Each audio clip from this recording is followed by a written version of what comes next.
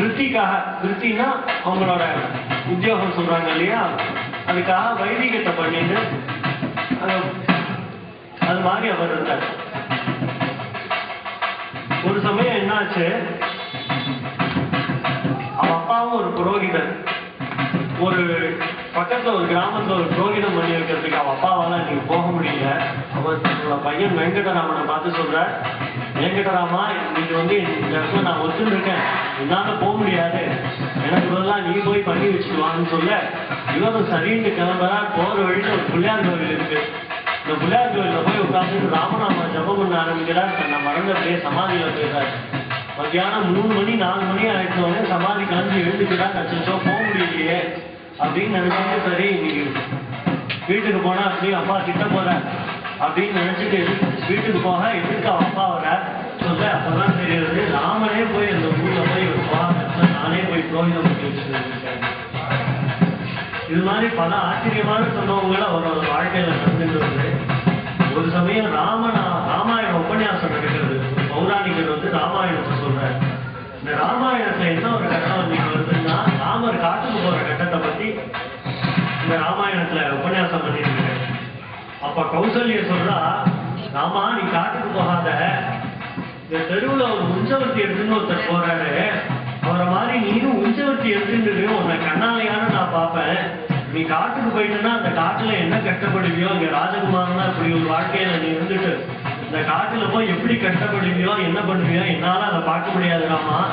உன்னை உங்க அப்பா காட்டுக்கு போன்னு சொன்னாலும் பரவாயில்ல, நீ உன்னை ராஜ்யத்தை தானே நீ விடணும், ராஜ்யத்தை விட்டுட்டு இந்த தெருவுல ஒரு உச்சவர்த்தி எடுத்துக்கோ, தினம் ஒரு முறையான உன்னை நான் பார்ப்பேன் அப்படின்னு சொல்ல, இந்த கதையில உட்கார்ந்து இந்த சத்குரு சுவாமிகளுக்கு திடீர்னு ஒரு பெரிய ஆவேசம் வந்தது.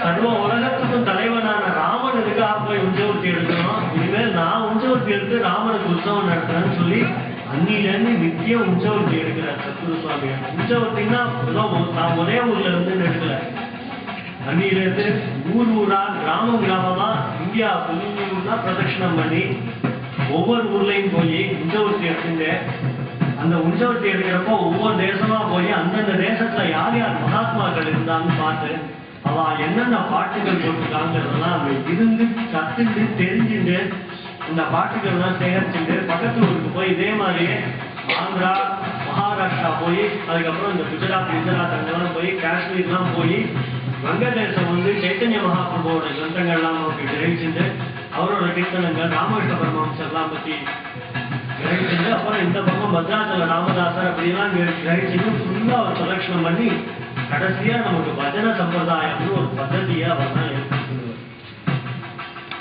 அவருக்கு ஒரு தடவை சொப்பனத்துல போதேந்திரால் சொல்றேன், இது மாதிரி நான் அந்த காவேரியில என்னோட சமாதி இருக்கு, இந்த இடத்த கண்டுபிடிச்சு நான் இங்க இருக்கேன்னு அவர் சொப்பனத்துல சொல்ல, சத்குரு சுவாமிகள் 2 காலையும் கட்டிட்டு மழைக்காலோட சேர்த்து கட்டிட்டு தன்னோட குருநாதர் இருக்கிற இடத்துல காலை வைக்கப்படாதுன்ட்டு சுட சுட இருக்கிற மணல், அந்த மணல்ல உழுந்து பறந்தார். ஒவ்வொரு இடமா காதை வச்சு கேட்கிறார்.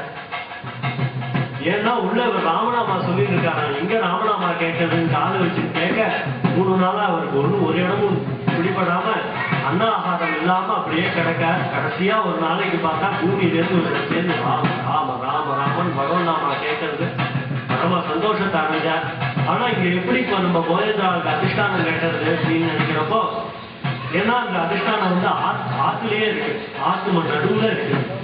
மறுபடியும் வெள்ளம் வந்ததுன்னா மறுபடியும் அடிச்சுட்டு போயிடுங்கன்னு நினைக்க, உடனே தஞ்சாவூர் சரபோஜி ராஜாட்ட போய் இது மாதிரி எங்க குருநாதர் இங்க இருக்காரு, அவரோட சமாதி இருக்கு, அதனால ஆத்தாங்கரையே திருப்பி விடணும்னு சொல்லி அந்த ஆத்தையே திருப்பி விட்டுருக்காங்க. இன்னைக்கு நம்ம கோவிந்தபுரம் போனோம்னா இந்த ஆறு ஒரு தூரம் வளைஞ்சு போறத பார்க்கலாம். வெட்டி திருப்பி விட்டு இந்த இடத்த மேடாக்கி அதிஷ்டானம் வெட்டியிருக்கான்.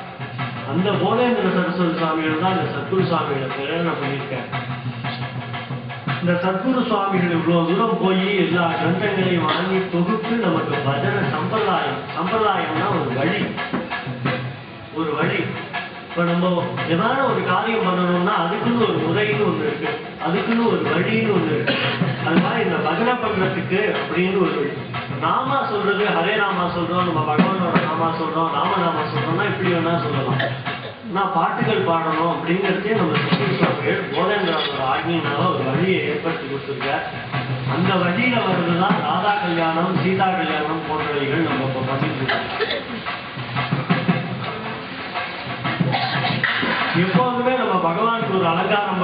பகவானுக்கு ஒரு நைவேத்தியம் பண்றோம். எதுக்காக பண்றோம்னா, பகவானுக்கு ஒரு மங்களகரமான காரியங்களை நம்ம பண்றதே என்ன பகவான் என்ன பண்றாருன்னா, அதை பல மடங்கா நமக்கே திருப்பி அனுகிரகமா இருக்கிறார். நம்ம பண்ற ஒரு நைவேத்தியத்தினாலேயோ, நம்ம பண்ற ஒரு கற்பூரத்தினாலேயோ, நம்ம சமர்ப்பணம் பண்ற ஒரு மாலையினாலேயோ பகவானுக்கு ஒரு பிரயோஜனமும் கிடையாது. ஆனா நம்ம அதெல்லாம் பண்ணோம்னா என்ன ஆகுதுன்னா, பகவான் சந்தோஷப்பட்டு நமக்கு அனுகிரகம் பண்ற, நமக்கு பகவானோட ஒரு அருள் கிடைக்கிறதுனால என்ன ஆகுதுன்னா, நமக்கு பகவான் பக்தி வருது.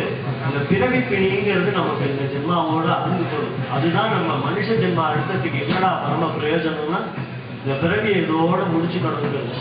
அதுக்கு இந்த பஜனை சம்பிரதாயம், பகவான் நாமா சாண்டிங், இது மாதிரி சம்பிரதாயமா பஜனை பண்றது, ராதா கல்யாணம் சீதா கல்யாணம் பண்றதுலாம் இதுக்கு ஒரு பரம சாதனமான விஷயம். நமக்கு இதோட ஜென்மாவையும் முடிச்சு பகவானோட திருவடியில பரம பக்தியை ஏற்படுத்தி கொடுக்கக்கூடிய விஷயமா இருக்கிறதுனால இதெல்லாம் பல இடத்துல நடக்கணும். இது மட்டும் இல்ல, லௌகீகமா அதாவது நமக்கு அன்றாட நடக்கக்கூடிய அத்தனை சிரமங்களையும் போக்கிடணும். எல்லா கஷ்டங்களையும் தீர்க்கணும். பகவான் நாம சங்கீர்த்தனம் எங்க நடக்கிறதோ, நாம சாண்டிங் எங்க நடக்கிறதோ, அங்க போய் நம்ம கலந்துட்டோம்னா நமக்கு இருக்கிற அத்தனை கஷ்டத்தையும் தீர்க்கணும். இன்னைக்கு எங்கெங்கேயோ சண்டைங்கிறான், இஸ்ரேல்ல சண்டைங்கிறான், ஈராக்ல சண்டைங்கிறான், அங்க சண்டைங்கிறான். எதனால சண்டை அப்படின்னா, அங்க பகவான் நாமாங்கிறது இல்லை, நாமாங்கிறது இல்லை. நாமாங்கிறது அங்க இல்லாத இருக்கிறதுனால தான் அங்க இத்தனை குழப்பம் வருது. எங்க பகவான் நாமா நடக்கிறதோ அங்க சண்டை சச்சரவு வராது.